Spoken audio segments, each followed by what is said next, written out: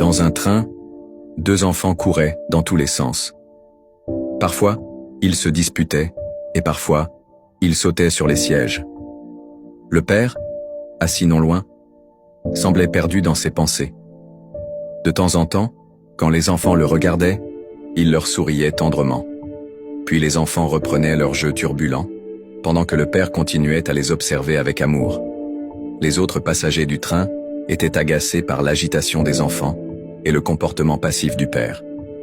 Comme c'était la nuit, tout le monde voulait se reposer. En voyant les enfants s'agiter, un voyageur ne put se contenir et interpella le père.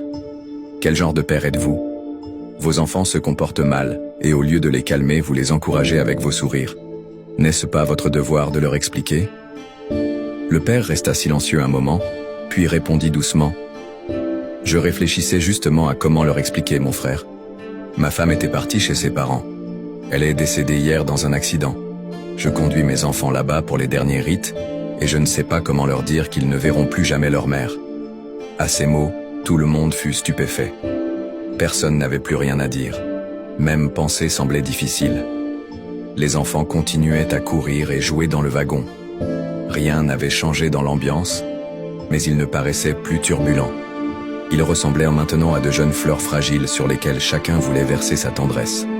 Quant au père, il n'était plus vu comme un homme négligent, mais comme un papa et une maman à la fois, le cœur brisé par la perte de sa femme.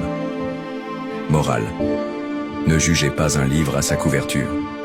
Il est facile de tirer des conclusions hâtives sur les gens à partir de leur comportement ou de leur apparence.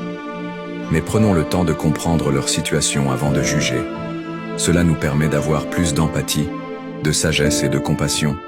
Si vous ne suivez pas le projet Motive Max, vous risquez de ne plus jamais nous revoir.